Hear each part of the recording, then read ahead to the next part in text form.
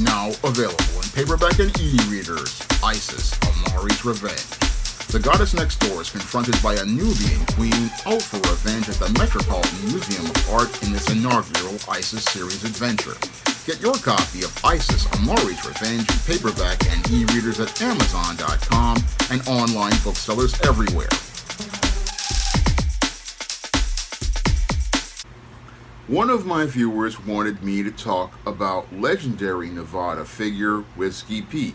Now, Whiskey Pete was known as Pete McIntyre and was a miner who came to the Nevada-California border in the 19th century as part of the gold rush and owned a mine on the Nevada-California border where he was looking to strike it rich. And as he was looking to try to strike it rich and find a claim of gold, Whiskey Pete basically was not really that successful and eventually wound up owning a gas station in the area of the border where he looked to serve customers who were traveling from the East Coast, possibly to the West Coast in their automobiles. And that's where Whiskey Pete possibly wound up becoming a man in crisis, like I talk about in my book, The Man Crisis. I mean, basically, from what I've heard about the story of Whiskey Pete, he wound up becoming a very, very angry man who was deeply frustrated about the state of his life. And as he was frustrated about the state of his life, he basically wound up attacking a lot of customers who came to his gas station and wound up shooting at these people who were just looking to try to get some gas to try to get on their way to the cities of the West Coast that were burgeoning, such as Los Angeles, such as San Francisco. And Whiskey Pete basically gave these people a hard time because life was not going the way that he expected. Now, Whiskey Pete, again, basically was one of these men in crisis because he was frustrated because he had basically owned this mine, and this mine had not borne him any sort of fruit as related to success because he was one of these guys who was looking to strike it rich during the gold rush, and as he was looking to strike it rich during the gold rush, basically he didn't get the gold that he basically thought was going to have him living on Easy Street. And basically that's because, and what happened to him was he wound up settling for this gas station as the automobile was starting to become popular. And as he had this gas station, he basically again started to, as he was running this gas station, started to become a bit paranoid, thinking people possibly were going to come for his claims to his mine. And as he was looking to think that people were coming for his mine, this is where he started to become paranoid. And again, this is one of the reasons why he was attacking a lot of the customers who came to this gas station and were just looking to get where they needed to go.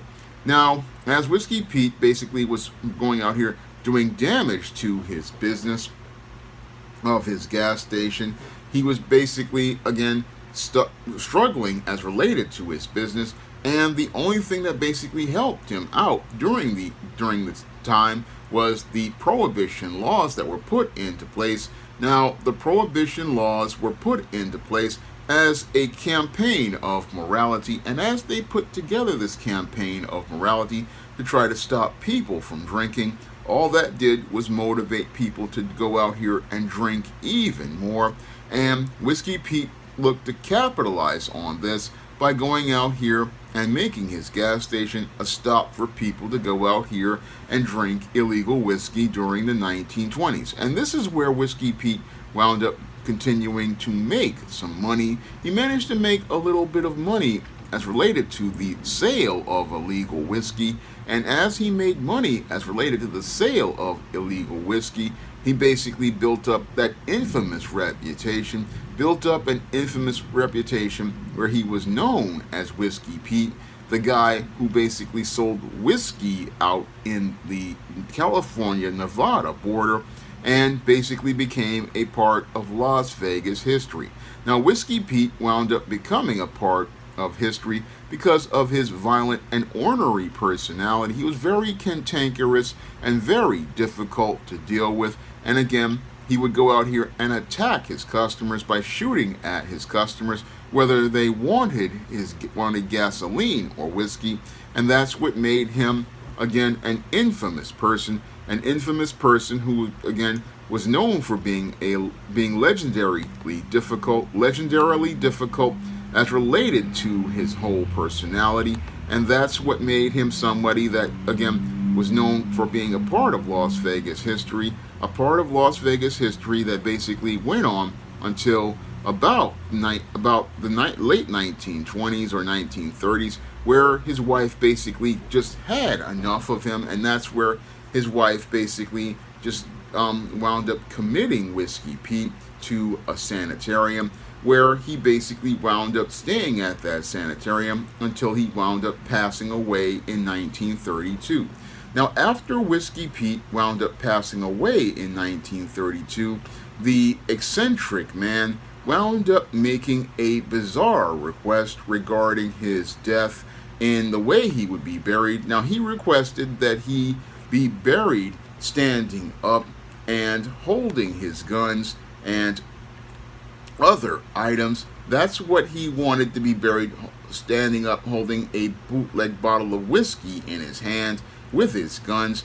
And that's the way he was basically buried out in the desert of his own property in the area of what is now known as Primm.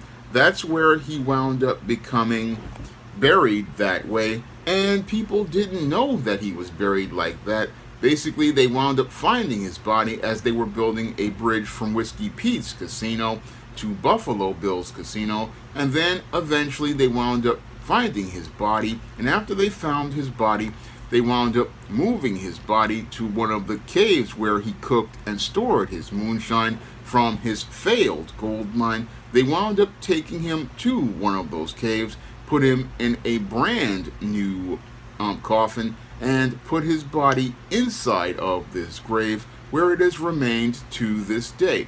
Now, Whiskey Pete, basically, he was buried on, again, his land, where they had the Whiskey Pete's casino, the Whiskey Pete's casino, and the Buffalo Bills casino, where they also had the car that Bonnie and Clyde died on display.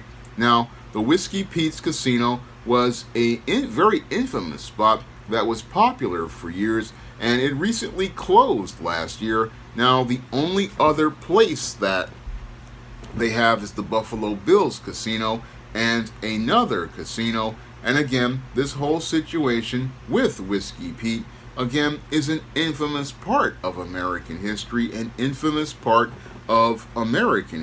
because Whiskey Pete basically, again, was an infamous figure who possibly was a man in crisis, because he couldn't deal with the reality of his quest for success being a failure, and that's possibly what led to him having the ornery personality that he's infamously known for.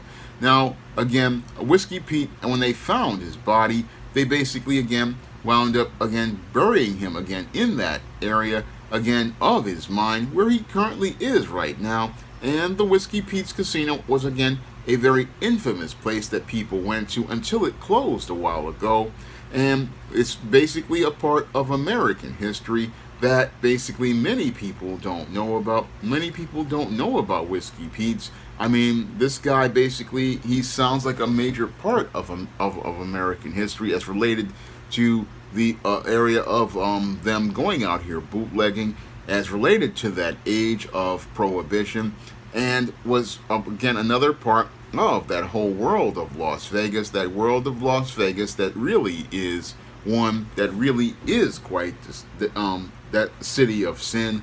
Again, he was a big part of it, and again, everything in his life really didn't work out. Even his marriage to Loretta Francis Enders didn't really work out. She basically had irreconcilable differences, which I believe was part of female nature, with her being hypergamous. And again, The whole thing is that this guy basically, he was hyped. She was basically thinking he was going to be something, but it didn't really work out because Whiskey Pete basically was a guy who basically couldn't make life work out, and he wasn't able to make life work out, and his life basically was a mess.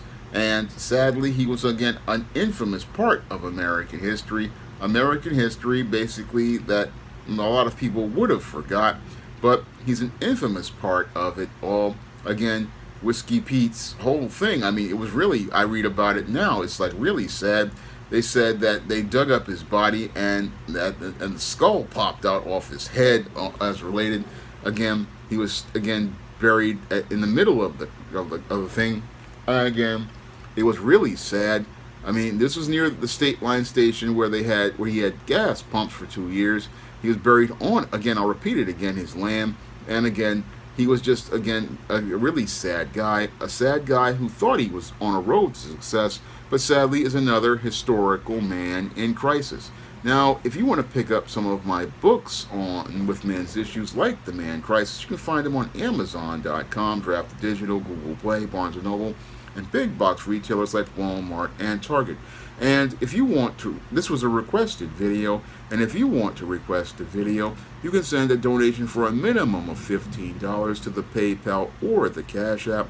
And if I know something or I can find something out about that person, I will make that video for you. That's all I have to say for this video. You can comment, rate, and subscribe. Now available in paperback and e-readers, John Haynes, A Thorn in My Side. The man who rules the world takes on an agent from the CIA, from the Black Boule, in this all-new John Haynes series adventure. Get your copy of John Haynes' A Thorn in My Side in paperback and e-readers at online booksellers everywhere. Now available in paperback and e-readers, Isis, Dark Incubus. The goddess next door gets enthralled in a romantic entanglement with an evil incubus in this all-new Isis series adventure. Get your copy of Isis, Dark Incubus in paperback and e-readers today. Now available in paperback and e-readers, Esteem, Horror in the Hamptons. The aspiring angel tries to escape a house of horrors in this action-packed, all-new Esteem series adventure. Get your copy of Esteem, Horror in the Hamptons in paperback and e-readers at online booksellers everywhere. Support Black-owned and Black-operated digital broadcast media. www.niceradionetwork.com. Nice Radio Network, broadcasting 24 hours a day, 7 days a week.